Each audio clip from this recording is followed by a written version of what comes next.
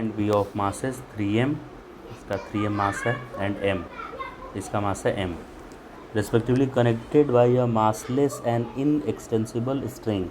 The whole system is suspended by a massless spring as shown in figure. The magnitude of acceleration of A and B immediately after the string is cut. Spring नहीं, string मैंने रस्सी को cut करना है, यहाँ से ऐसे cut कर दिए, तो जैसे ही कट किया उसके 1 घंटे के बाद नहीं, इमीडिएटली उसी इंस्टेंट पे बताना है, बाद में चेंज होना होगा हो जाएगा, जस्ट उस इंस्टेंट पे बी और ए का क्या क्या एक्सेलरेशन होगा। तो पहले आइए बी पे करते हैं फोकस। बी पे पहले नीचे फोर्स क्या लग रहा होगा, mg, और ये रस्सी ऊपर उसको टी फोर्स से होल्ड करके रखा होगा, तो इस रस्सी में टी बराबर क्या होगा, mg होगा, क्योंकि बी ना तो ऊपर उड़ रहा है ना नीचे जा रहा है। अभी ए के बारे में बात करते हैं। ये रस्सी ए को क्या नीचे खींच रहा होगा, कितने से, mg, जितना फोर्स ये लगा रहा है mg, तो रस्सी में टेंशन किसके बराबर होगा, mg के बराबर होगा। तो यही रस्सी जो बी को है ना ऊपर की तरफ होल्ड करके रखा है, लेकिन यही रस्सी ए को क्या नीचे पुल कर रहा होगा, नीचे की तरफ।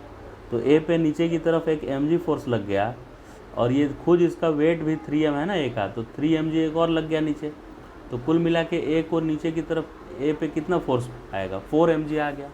1mg ये रस्सी खींचा इसको, और 3mg ये ग्रेविटी इस पे जो नीचे पुल किया वो, तो स्प्रिंग में फोर्स कितना लग जाएगा, 4mg लग जाएगा कि नहीं।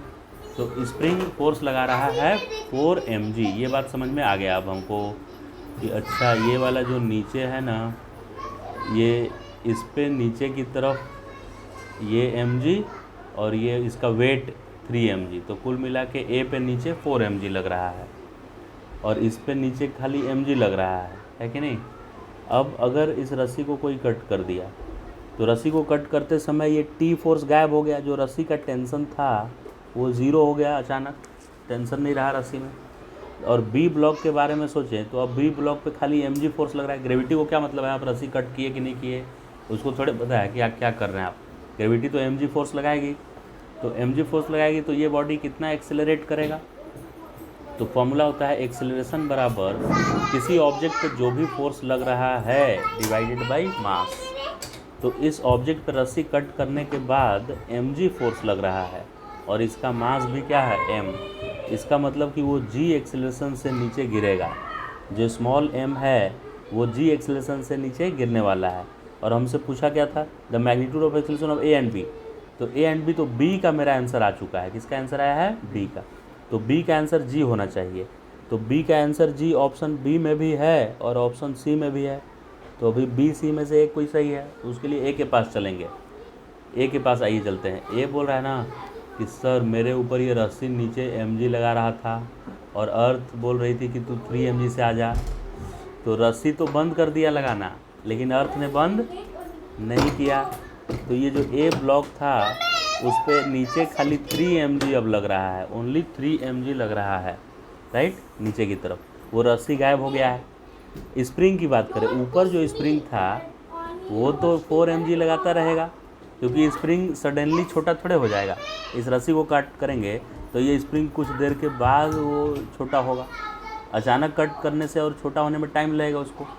तो जब कट नहीं किए थे तो स्प्रिंग में कितना टेंशन था, 4mg, तो अभी भी स्प्रिंग 4mg से खींचता रहेगा इमीडिएटली कट करने के बाद, तो ऊपर वाला 4mg ही रह जाएगा, ऊपर वाला 4mg ही रह जाएगा, जबकि नीचे 3mg ही है।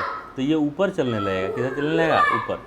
कितना एक्सेलरेशन से ऊपर चलेगा, तो ऊपर वाला फोर्स माइनस नीचे वाला फोर्स, ऊपर वाला फोर्स है 4mg, ऊपर वाला फोर्स क्या है 4mg, और नीचे का फोर्स क्या है माइनस 3mg, नीचे का फोर्स क्या है माइनस 3mg।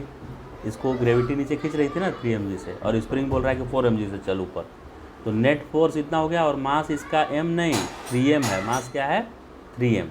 तो 4mg में से 3mg गया तो वो खाली mg बचा ऊपर, और नीचे 3m बचा, तो m ने m को मार दिया तो g/3 आया, राइट। तो पहले का आंसर g/3 आया बने a का, और b का g आया, तो ऑप्शन b करेक्ट हो गया है। इसका ऑप्शन कौन सा करेक्ट हो गया है, ऑप्शन बी।